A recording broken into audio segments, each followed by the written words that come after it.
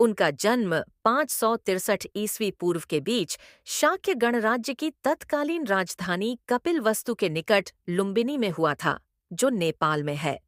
Lumbini one Nepal के तराई क्षेत्र में कपिलवस्तु और देवदह के बीच नौतनवा स्टेशन से 8 मील दूर पश्चिम में रुक्मिणदेई नामक स्थान के पास स्थित था। कपिलवस्तु की महारानी महामाया देवी के अपने नैहर देवदह जाते हुए रास्ते में प्रसव पीड़ा हुई और वहीं उन्होंने एक बालक को जन्म दिया।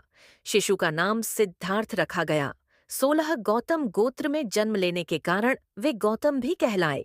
क्षत्रिय राजा शुद्धोधन उनके पिता थे। परंपरागत कथा के अनुसार सिद्धार्थ की माता का उनके जन्म के 7 दिन बाद निधन हो गया था।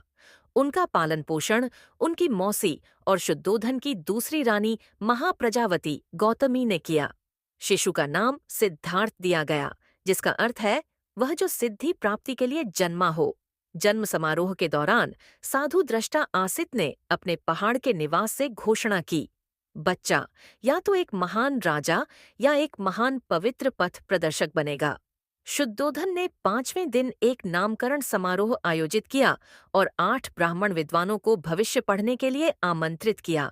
सभी ने एक सी दोहरी भविष्यवाणी की कि बच्चा या तो एक महान राजा या एक महान पवित्र आदमी बनेगा। 18 दक्षिण मध्य नेपाल में स्थित लुम्बिनी में उस स्थल पर महाराज अशोक ने 3री शताब्दी ईसा पूर्व बुद्ध के जन्म की स्मृति में एक स्तंभ बनवाया था। बुद्ध का जन्म दिवस व्यापक रूप से थैरावदा देशों में मनाया जाता है। 18 सिद्धार्थ का मन बचपन से ही करुणा और दया का स्रोत था।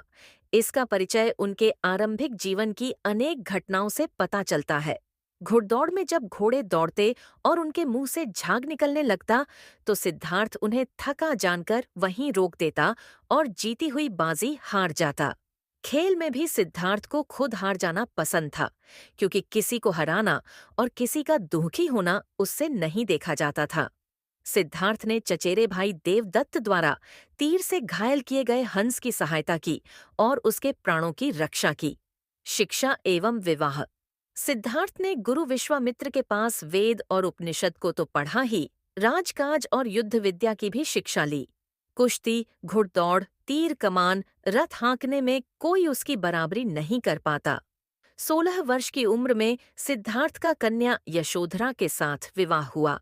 पिता द्वारा रथुओं के अनुरूप बनाए गए वैभवशाली और समस्त भोगों से युक्त महल में वे यशोधरा के साथ रहने लगे, जहां उनके पुत्र राहुल का जन्म हुआ।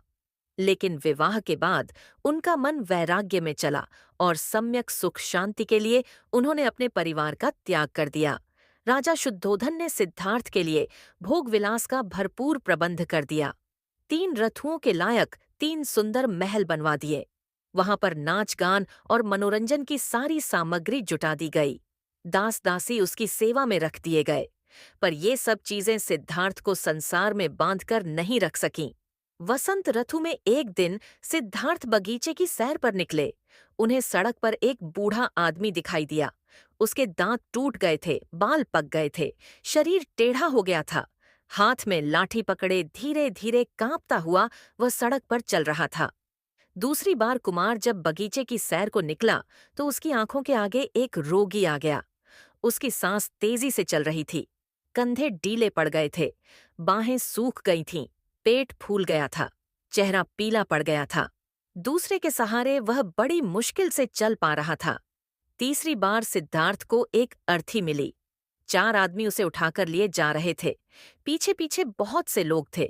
कोई रो रहा था, कोई छाती पीट रहा था, कोई अपने बाल नोच रहा था। इन दृश्यों ने सिद्धार्थ को बहुत विचलित किया। उन्होंने सोचा कि धिक्कार है जवानी को जो जीवन को सोख लेती है। धिक्कार है स्वास्थ्य को जो शरीर को नष्ट कर देता है। धिक्कार है जीवन को जो इतनी जल्दी अपना अध्याय पूरा कर देता है। क्या बुढ़ापा, बीमारी और